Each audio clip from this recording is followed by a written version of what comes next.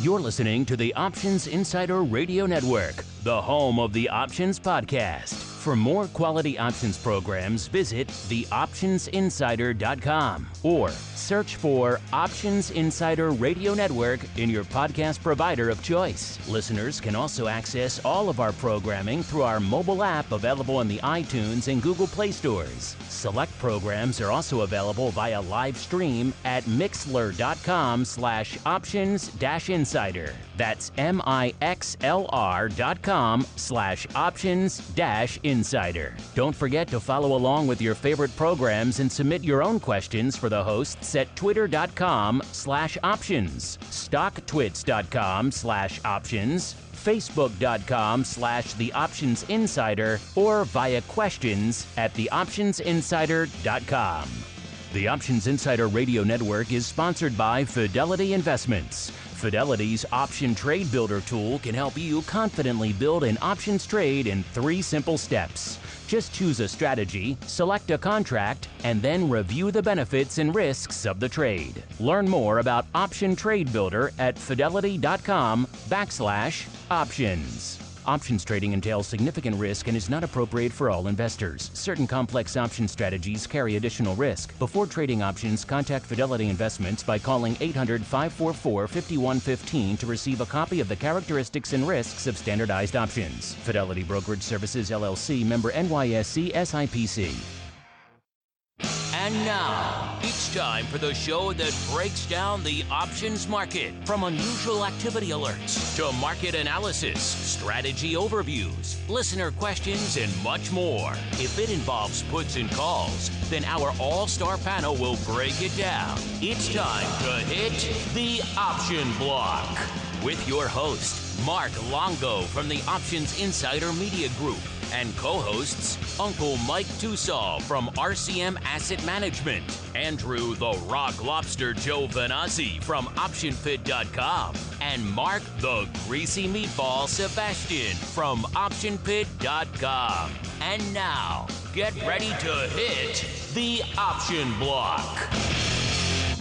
All right, everybody.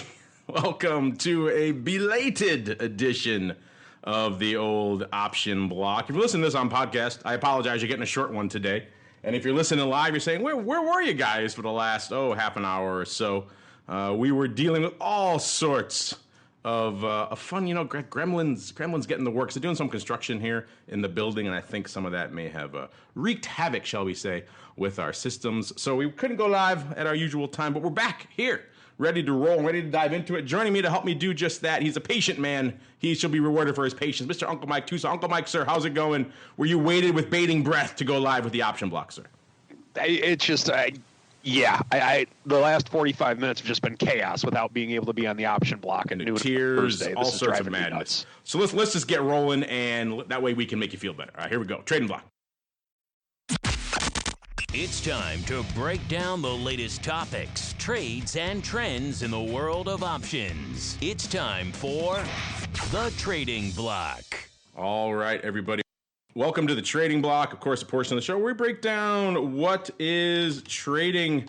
And we have an interesting day going on here, listeners. In fact, Uncle Mike, we'll just be generous. We'll just start with you, sir. I'll break it down a little bit first. We got most of the major indices looking kind of happy today. We got greens across the board. S&P up about 0.75%. You got Dow up about 0.5%.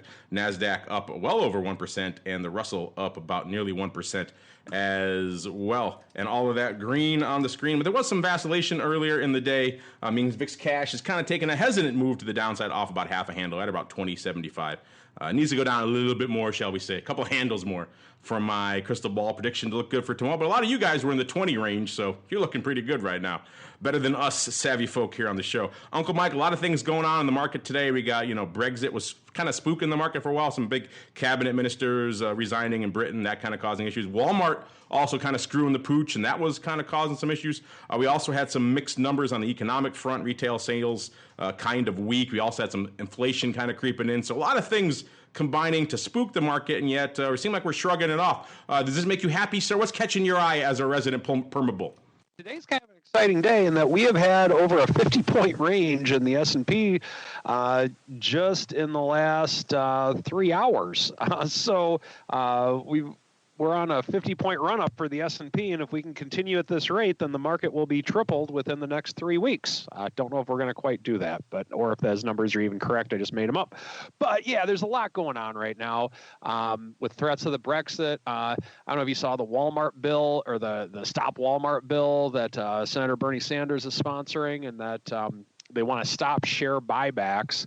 And it's not just aimed at Walmart. It's aimed at a lot of companies. I don't think that has a snowball's chance and where of passing, but the bill is that if you want to, I believe it said if you want to do a share buyback, then you must have a minimum wage of $15 per hour for all of your employees. The CEO can't get paid more than 150 times the median wage of the company, and there was something else that went along with it, I forget, but with that, the market typically doesn't like being told what to do by the government, but the reality of that is that I think that has little, if any, chance of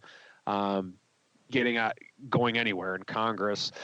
So we have that going on. There's quite a bit. We have Facebook. It's looking like they actually, the cool kid got sent to the principal's office again, is what it looks like. With they have information where it's showing like they were maybe trying to dodge some of the questions back when Zuckerberg went on Capitol Hill a little while ago. We have that going on. We have financials looking good because Warren Buffett now likes financials. And, well, of course, he's the coolest kid in all of high school. So if he likes something, then it must be good. So XLF is having a nice day today. So, man, goodness, that's about all I can kind of pack into this trading block. But a lot going on today, to say the least. Yeah, so let's maybe keep on rolling. We'll do a quick abbreviated. Oh, actually, some other stuff popping off. We have, of course, after the bell, we have a lot of earnings going on that you guys are probably paying attention to. Of course, you mentioned Walmart before just early. They came out before the bell today. If you find the earnings move report on theoptionsinsider.com, you'll find all this good data. They're trading right around $100 going into earnings. They were pricing in about $4.50. So they were pricing in right around, let's think about 20.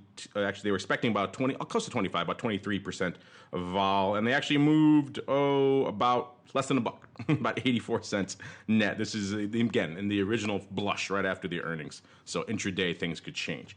So underperforming a bit there, shall we say, on the straddle front, about 81% wise. So at least in the initial blush, premium sellers look like they are winning the day. Here we are coming into this showtime. Now it's at $99, so it's off another handle and change. So looking a little bit better for people who wanted a little bit of move. But overall, it's still kind of a bit of a, despite the fact that it spooked the market, not exactly rocking and rolling. Also got NVIDIA coming out here after the bell today. They're hovering right around 201 coming into the show here. And the straddle's not quite $20, about $19 or so. So right around 9.5, almost 10% out there. We shall see, of course. I don't have the move report for that one yet. So we'll see, of course, how that one performs. Meanwhile, let's go into a real quick odd block as well. Uncle Mike, you get to play today too, which is really fun. It's time to break down the most interesting, unusual, and downright questionable options activity that's been identified by theoptionsinsider.com. It's time for the Odd Block.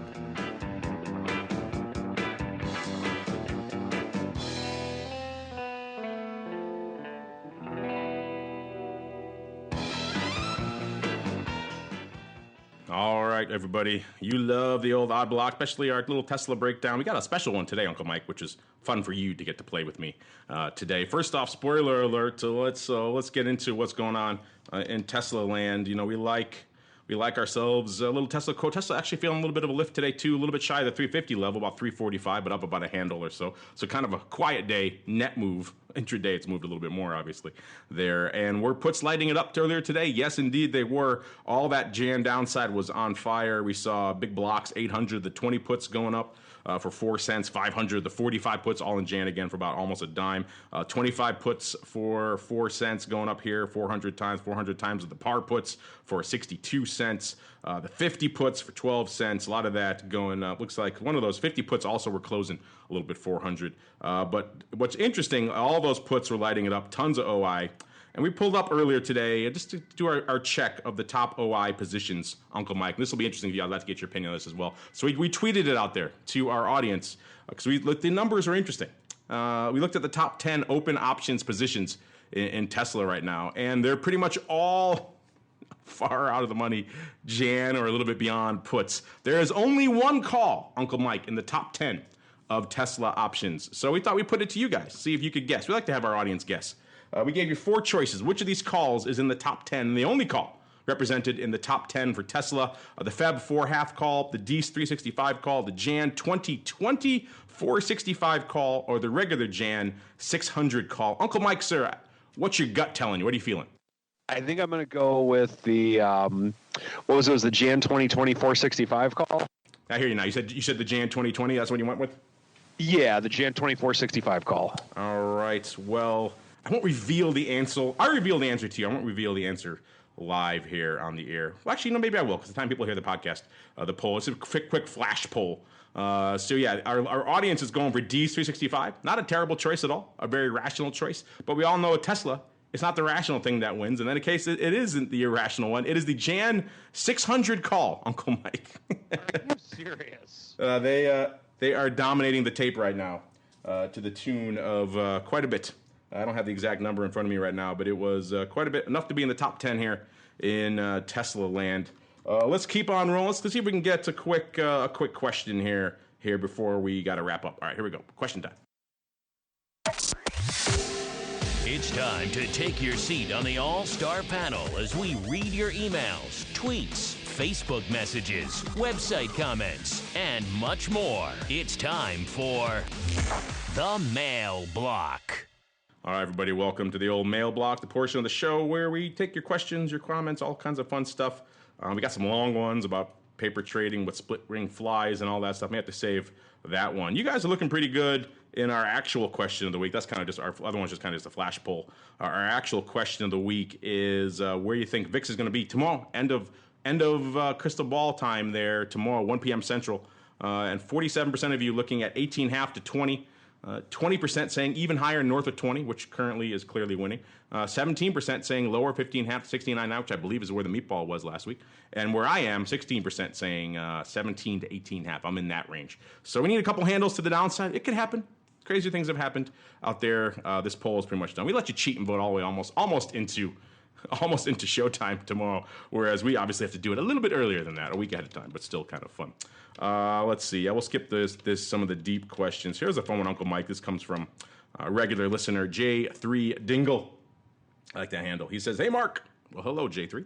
He says, "Thought you might like this." And he sends us a link to an IB commercial featuring our old pal Thomas Petterfee. I guess he's turning himself into the spokesperson there for IB. I won't play the commercial because if they want to run a commercial on my network, they got to pay us. But it's kind of funny. The commercial has pretty much Thomas in kind of front of a green screen with a bunch of cartoons playing in the background of kind of stick figures, effectively, black and white stick figures. And he has a bunch of quotes like, "We do not trade against your orders or sell them to others and pocket the money. We cut out the middleman. Bring your account to IB and you could keep the difference." So the whole thing is kind of hawking on how they're not doing payment for order flow. Kind of a bit of a response to the news about Robinhood and a few others obviously out there who clearly do. This is not a new stance for Petterfee. He said this on my network before, that he's not a fan of all the payment for order flow stuff. He's moved his listing to IEX. He's done a lot of stuff like that and kind of as a way to counteract that. So that's not kind of new. But kind of interesting. Mr. Uncle Mike, have you seen these IB commercials floating around on YouTube, sir? I have not seen the commercial, but it is kind of an interesting thing that I guess it's kudos to the Robinhoods of the world that they've forced IB to, maybe not forced them, but they've gotten IB to say that they don't do that type of thing. So that means that there must be some success in the world of Robinhood. Yeah, you don't think a lot of overlap between the Robinhood and IB clientele, kind of two different ends of the spectrum. One a lot more maybe savvy than the other, one a lot more sizable than the other. But clearly the headlines have resonated, and obviously Robinhood's not the only broker who does that. Most brokers sell your flow, quite frankly. So they're trying to hold themselves apart pretty much from the rest of the industry by doing that. Kind of funny. Petterfee's an interesting choice for the pitch man. Not quite the most. His accent's kind of thick. Not exactly easy to understand what he's saying. The delivery is not exactly, super exciting, but hey, it's interesting. It's certainly iconic at the very least. So maybe we'll see how this resonates with you folks out there. But yeah, interesting stuff. Check them out if you're maybe you've seen them already. Maybe they're playing on your TV right now. Interesting stuff here. Hope to get Thomas back on. He's always a fun guest here on the network. We got to keep on rolling. We're almost done here, listeners, in this abbreviated show. Let's go quickly around the block. It's time to tell you what we'll be watching on our trading screens until the next episode. It's time for Around the Block. All right, everybody, around the block, of course, a portion of the show where we do that. We tell you what we're watching for the rest of this week into the weekend. I mentioned NVIDIA earnings coming out after the bell. That's kind of a big one for a lot of you guys out there. I know you like to trade that one. What else is coming out? AMAT's after the bell as well. We also got Sonos, which is interesting. Got actually a lot of names popping off here today. Applied Material, I mentioned them. Nordstrom, if you're into the shopping retail side of the space. Even Shoe Carnival. You take your pick. Tech, shoes, whatever floats your boat, you got something popping off. Post Cereal, all kinds of fun stuff going on out here this week. By the way, earlier this week, we were looking at some of the earnings numbers, and the names that looks like they had the most earnings vol packed in from an options perspective was Covia, CVIA, with about a 51% implied vol, which actually isn't that high. You've seen a lot higher numbers. So, again, this number's coming from Earnings Whispers. I haven't had a chance to check it for myself. Maybe our friends at ORATS will have a different answer. But interesting stuff out there. Mr. Uncle Mike, same question for you, sir. What are you watching? There's a lot of macro things on this front. There's also a lot of micro things at work. What's on your radar for the rest of the week into the weekend? Everything that I had mentioned in the opening segment in the trading block. There's quite a bit to be. The other thing I would say is that we did dip below 2,700 in the S&P for a little bit today. We're back above it now, but curious to see how strong that 2,700 mark is. And actually, another thing that I think about it, oil. Oil's been taking a little bit of taking it on the chin recently, and wanting to see how that can work out for it, and see if it's a buying opportunity for the oil bears out there as well. And also keep an eye on natural gas. The last week or so, it has really gotten a shot in the arm, for lack of a better term. Yeah, nat gas, spoiler alert, going to be featured very heavily on our TWIFO program coming up here in quite a little bit. All right, listeners, but that music means, unfortunately, we've come to the end of this very abbreviated episode of the Option Block. Again, I apologize for the abbreviation. We'll make it up to you on Monday with a lot more epic showtime. And we'll be back here shortly. You should get a full-length TWIFO, fingers crossed. All sorts of fun gremlins have been defeated. You never know. Gremlins are nasty. But we fight back at them pretty hard here. So we should be live and raring to go. 1:30 p.m. Central, exactly half an hour for TWIFO. We'll talk nat gas. We'll talk crude. Actually, we have some guys coming on to do a deep dive into ags as well. If you know you've been following the trade war, you know soybeans are pretty much ground zero for the trade war, and a lot of the other ags being impacted deeply as well. Get into some of the cool esoteric stuff going on out there in the ag side of the fence, as well as a lot of other fun stuff. Check it out, TWIFO in half an hour, or wherever you're listening to this podcast right now. Should be there pretty much as you're listening to this one. And before we go, Mr. Uncle Mike, sir, what's cooking in the land of St. Charles? Well, maybe I want to call you up. Maybe I want to ask you about nat gas or buying the S&P puts. Where should I go? What should I do?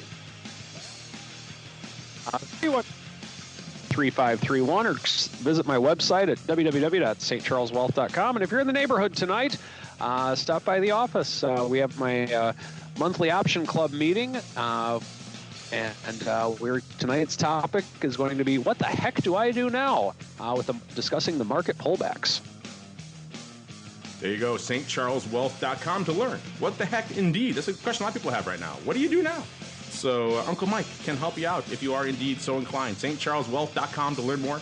Click on the Fox. It's got cool stuff. On behalf of Uncle Mike and the lobster and the meatball who couldn't make it, of course, and indeed myself, I want to thank all of you out there for downloading, streaming, subscribing, all the fun stuff that you do, for sticking with us through the gremlins. Thanks for that. And we'll see you back either here in half an hour for TWIFO, or back next week for a little more of the option block, or maybe even tomorrow for Bob Views. Take your pick, but we'll see you then.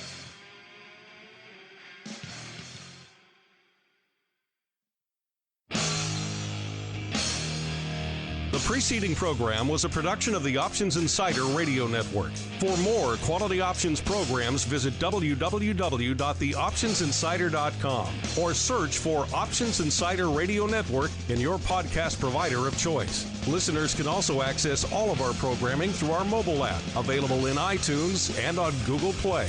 Don't forget to follow along with your favorite programs and submit your own questions for the hosts at twitter.com/options, facebook.com/theoptionsinsider, or via questions@theoptionsinsider.com.